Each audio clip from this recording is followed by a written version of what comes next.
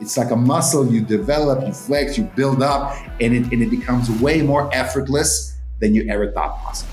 So the big question is, what are the top agents doing to absolutely crush it in real estate, grow their teams, and add more transactions year over year while so many struggle? If you ever thought about this, you're not alone. No one has been able to get the answers until now. We spent the last few years helping agents sell billions in real estate, rubbing shoulders with top producers, which got us thinking, how can we expose more people to these insights to help raise the standard in the whole real estate industry? We then realized that we could help bridge the gap by getting the secrets from the best of the best so that you can succeed. My name is Andrew Dunn. And my name is Peter Michael. Welcome to Elite Agent Secrets. Hey everyone, and welcome to Elite Agent Secrets. On today's episode, we have Gustavo Castro. He's going to be discussing how he did 30 deals in his first year and 3 years on a trot. He is the owner of Power ISA, and they service thousands of agents and deal with hundreds of thousands of leads every single month. So with that being said, Gus, it's awesome to have you on. I've known you quite a while now, and thanks for agreeing to come on and share your top tips with these realtors to get them 30 deals in their first year. Thank you so much, Andrew. Thanks for having me here. Appreciate it. It's a topic I'm very passionate about because, as you know, when you're a new agent, when you're starting out, it's tough out there for a newbie, right? It's difficult.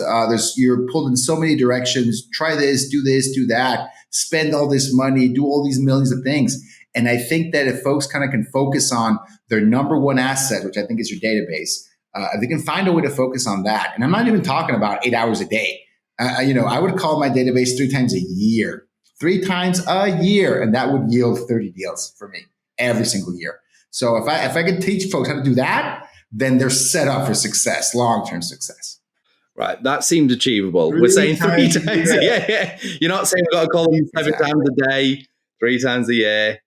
It sounds like money. Okay, yeah, awesome. I'm more interested in figuring out how is it that you're only doing it 3 times a year, because that tells me that every single agent listening can do it, and it's highly duplicatable for them to also turn around and teach it to their teams, right? Yes, 100%. It's one of those things that, it sounds very simple, right? And actually, it is very simple. It's unbelievably simple. But for some folks, they just have a block, right? They have, and I want to talk about that, how to get past that limitation, how to get past that resistance to make those calls, to reach out, to talk to people in your sphere. For some people, they would prefer, to eat nails, right? Than to call everyone they know and tell them they're in real estate. And there's ways around that, right? There's ways to kind of deal with that fear, that anxiety. And I want to talk about, because I went through the exact same thing. That was not an easy call to make. I'll be honest with you. It was not easy to make.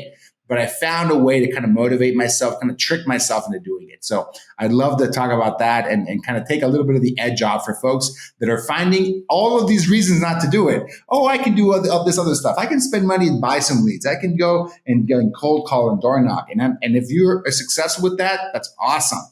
I'm convinced that every single new agent should learn how to work their database as step number 1, because it's going to help you accelerate everything else. Love it. Absolutely. Couldn't agree more. I think a lot of these guys, obviously newer agents, they'll be saying, I guess the first question would be, I'm not sure if you're going to touch on this, would be, what if we don't have a database, right? Like, how do we grow that? Love it. Right? And, my method, my system, what I put into place to make this happen is 4 steps. There's 4 steps that I recommend folks do. And you just hit in step number 1, Andrew. Great. Right on cue. Right on. You've got to create a database. That's the number 1 thing. And this is where most people get stuck, actually. This is probably where, should I go with my phone contacts? But what about Facebook? What about my email accounts? What about, what about this? What about that? Folks from Instagram, from all these different sources. And I tell folks, guys, you got to keep it simple, right? Yes, you can add all of the possible people you've ever reached out to in your life. But I always recommend start with the most actionable one. Start with, and I might not see this, but I'm pointing at my cell phone. I'm pointing at my phone here. I'm like, start with people you have the phone number for. Why is that important? Because if you call them, they're likely to know who you are. That's why you have their phone number. They're probably going to associate that number to you. They're going to know. If I give you a call, if you're in my contact list, my phone, probably if I give you a call, if I send you a text, you're going to go, oh, it's Gus. Okay, cool. That's what you want. My definition of database for the purpose of this project, of this recommendation, is people that if you call them or you text them, they're going to know who you are. That is what I mean by database. Those are the folks you want to get into first. And I always tell folks, keep it simple. I started my database. In fact, the whole time I was a real estate agent, full-time real estate agent from 2013 all the way to 2016, I only used Excel to do this. This is 100% true. I didn't have a fancy CRM. I didn't have all these different tools you could have. I came from Microsoft. That's my background in software. So I loved Excel to begin with. But you can use Google Sheets. You can use whatever the Apple version is of that. You can use whatever tool you want that's a spreadsheet and just start there.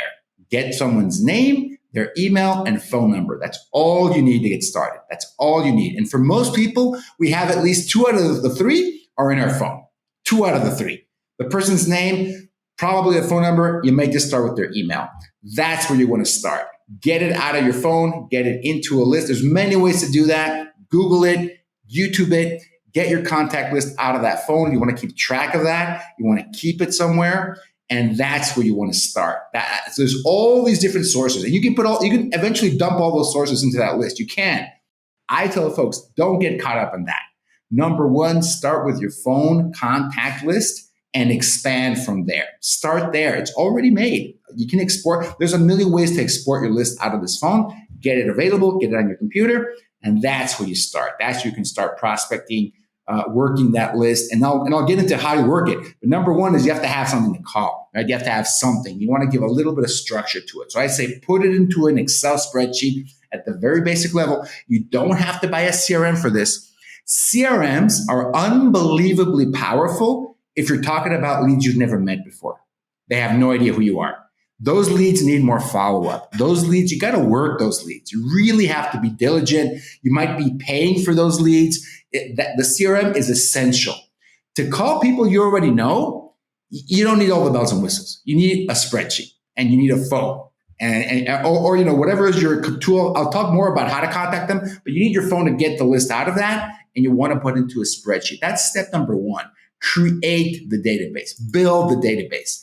And I'm always surprised that folks kind of can really get caught up in this, right? I need to buy all this software. I need to do all these different steps. I need to figure out how to get all my contact information out of these social media sites. The social media sites don't want you to get the information out of there, right? So it's not super easy to do.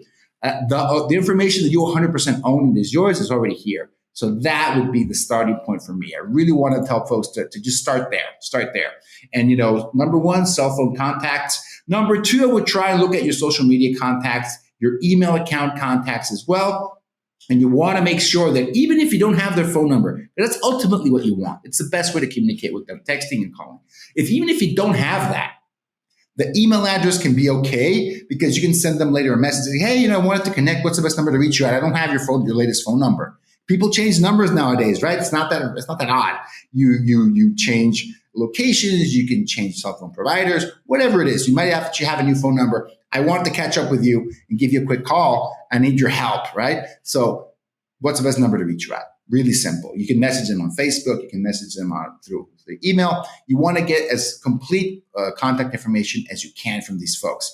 What's crazy nowadays, guys, this is not the big thing when I was doing this, was 8 years ago, is that all these social media sites, a lot of them are going to allow you to do calls. Like you can do a call on Facebook now. You don't even need someone's phone number in reality, right? So this might even be easier now than it was in 2013. In 2013, I had to get phone information for everybody before I was contacting them, right?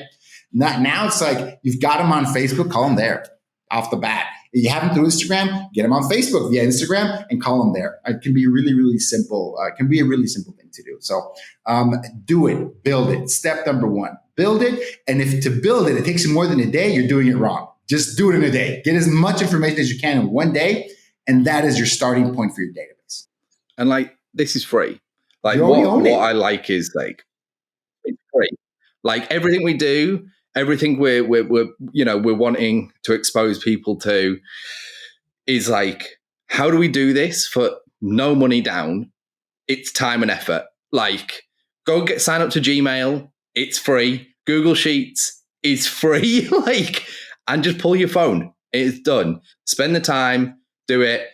The CRMs now you can get are very cheap. That stuff comes down the line though. get some deals, have some conversations. And a top tip, this is something completely off grid, but there's this tactic, and I'm not sure if it still works, but this is a serious top tip. If you send someone money via Facebook, which you can do, I believe still, you can send someone like $1, right? And on their screen, when they open Facebook, money rains on Facebook. And I've yet to see someone do that and not get the person's attention, no matter how big they are. I did not know that. I've seen the button to send money on Facebook before. I never actually used it. That's an awesome way to get someone's attention through there and start a conversation. It's a good starting point. No matter who they are, just see money raining down, and you'll be damn sure they'll be like, "What is this?" And it'll be like, "Gustavo sent you $1," and they've opened up your chat, and now they're curious, right? So again, phones, try that tip.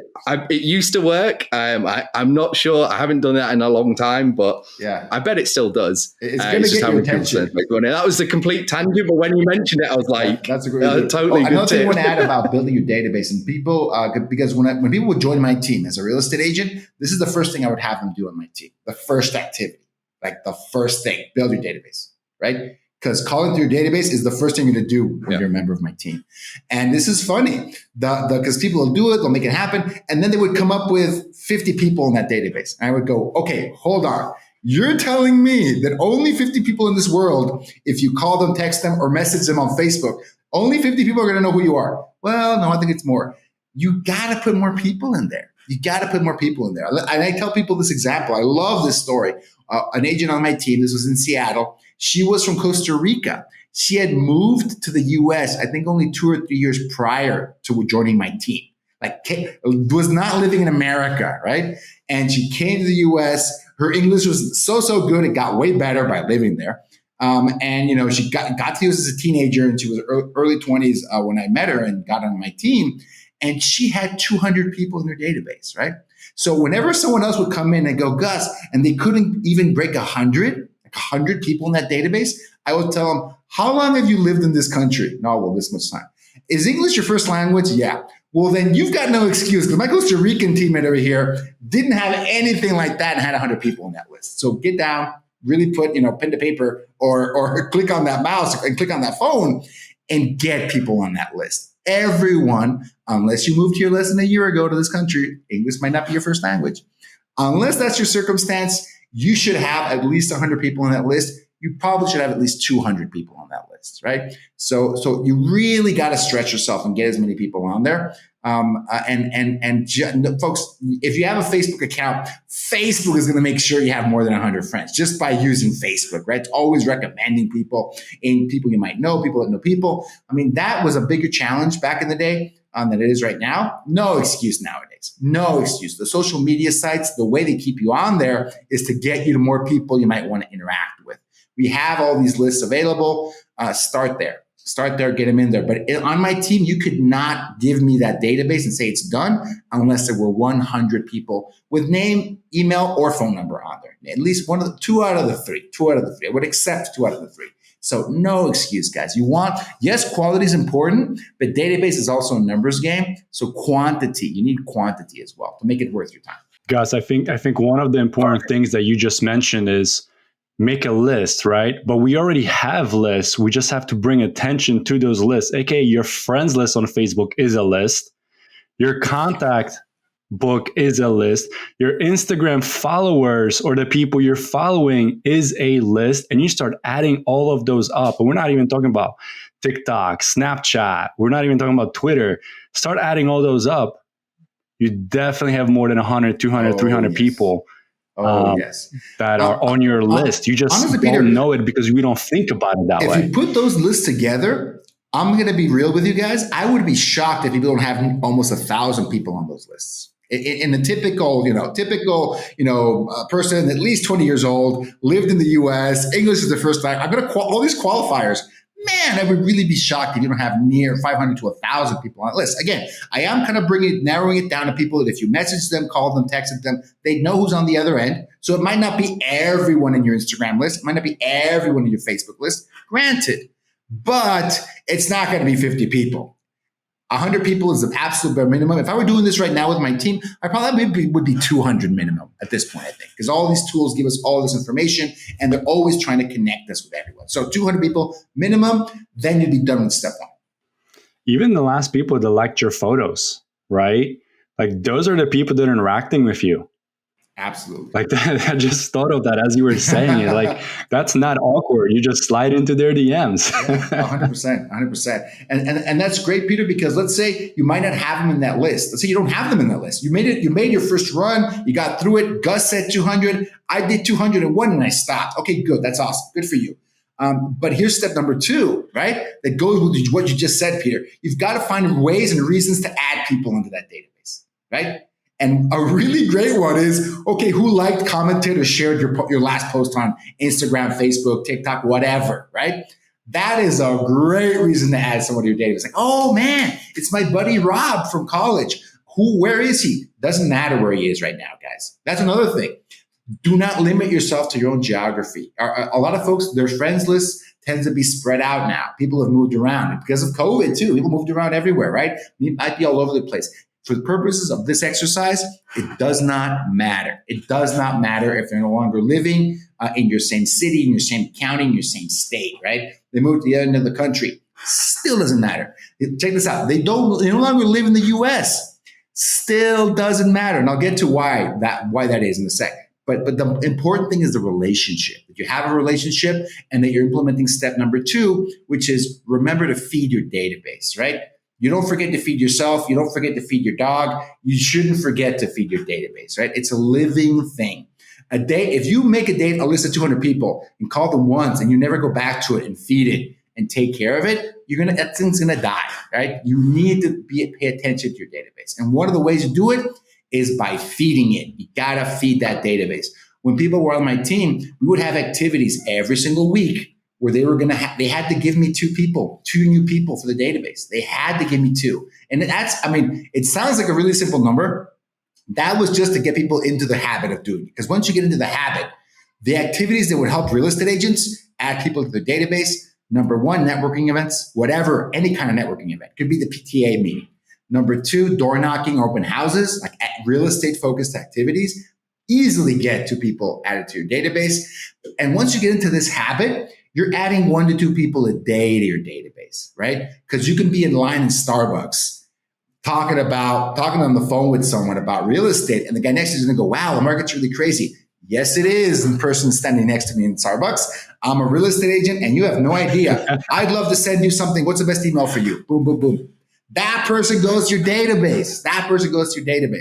Always be connecting. Always be connecting. Once you realize the size of your business is a function of the size of your database, I think, for some people, it flips the switch. It's like, oh man, interesting. Okay, so I just have to get more people into this. Yes, that's the game. That's exactly the way you do it. And once we get into the part where you actually work the database, which is the next step, hang in there, folks, hang in there. When you get to the next step, you'll understand why. It's just a function of growing that database. So again, Andrew, you talked about it.